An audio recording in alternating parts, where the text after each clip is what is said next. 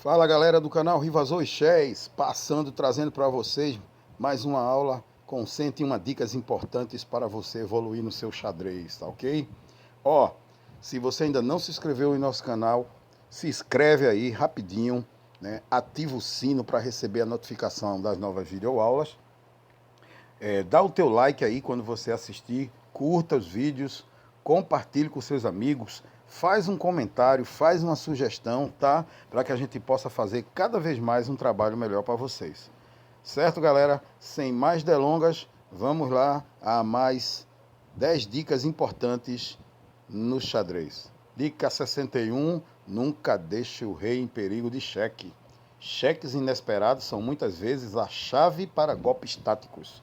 E a gente vê aí claramente na imagem um golpe tático, quando o jogador das negras joga a dama B6 dando cheque e atacando o peão de B2. Né? O rei ele deveria estar na casa H1 para não receber cheques inesperados. Dica 62. Evite colocar peças pesadas na linha de ação de peças menores. Nunca se deve colocar uma peça de maior valor à frente de uma peça de menor valor, de menor força agressiva, né? Valor também, porque esta última ficaria anulada.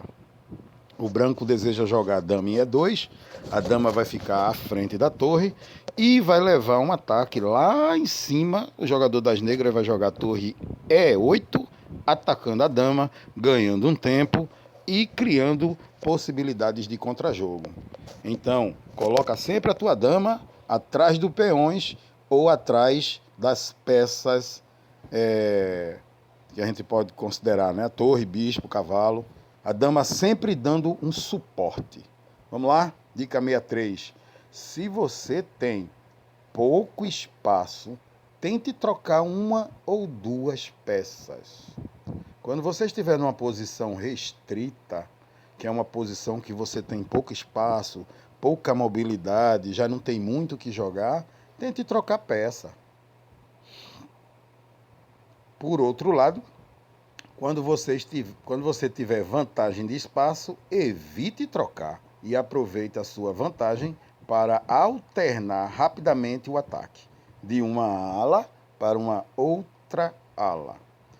O jogador das negras aí está usando a defesa do triângulo, né? Defesa semi-eslava, e ele agora está buscando liberar o seu jogo através do cavalo, jogando na casa D5 para realizar trocas de peças e aliviar a pressão sobre o tabuleiro.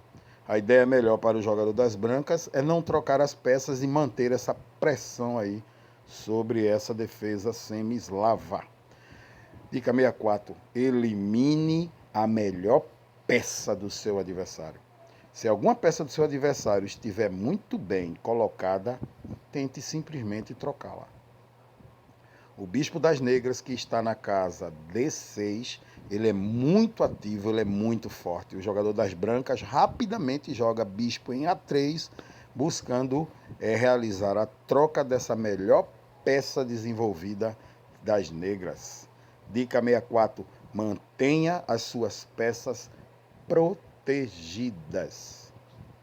Toda peça desprotegida pode ser alvo de combinação do adversário. O ideal é manter as peças protegidas por peões e, na falta desses, por outras peças. A principal desvantagem de defender peças com outras peças é que, quando as primeiras forem atacadas, são obrigadas a abandonar a defesa de suas colegas. Você vê aí que o jogador de brancas tem um bispo em C4 totalmente desprotegido. Essa aí é uma defesa siciliana dragão, né?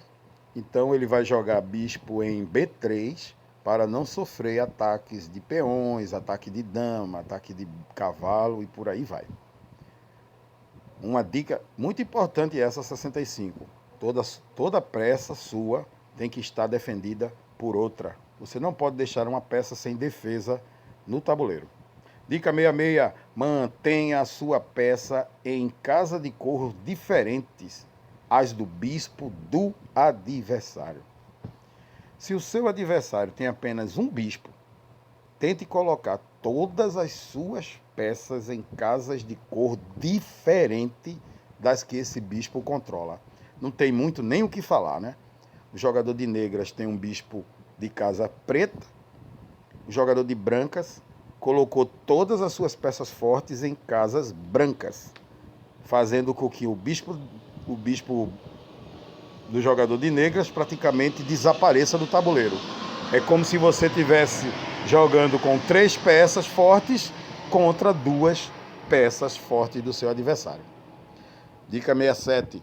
Tente se livrar de todas as cravadas. O que é uma cravada? Uma peça cravada é uma peça imóvel e está sempre vulnerável a novos ataques. Quando o adversário consegue atacá-la com um peão, não é possível evitar a perca do material. O jogador das brancas tem o seu cavalo de C3 cravado pelo bispo de B4, e aí rapidamente ele joga bispo D2, evitando a cravada real, aí no caso, né? A cravada real, para que num futuro não muito distante não tenha perca de material. Então, peça cravada, procure descravar. Dica 68, nunca facilite o trabalho do seu adversário. Ai, quando estiver sendo atacado, não se desespere.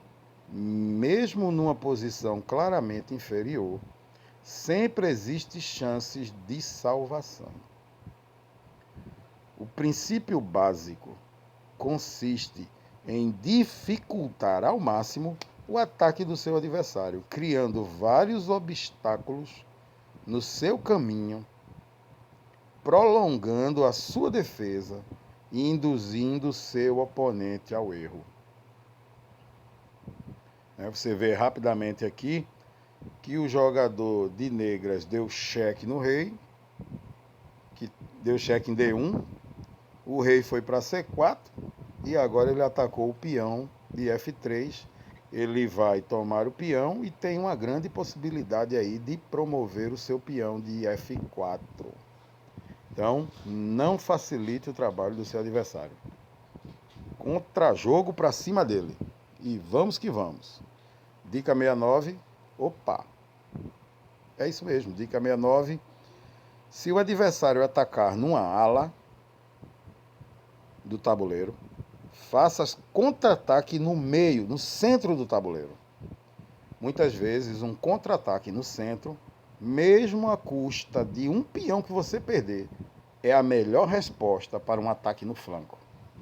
Você vê aí que o jogador das negras está atacando a dama branca, com o cavalo pelo centro, enquanto que o branco está com dama, cavalo e bispo atacando no flanco do rei. É uma tentativa de se defender através de contra-ataques no centro.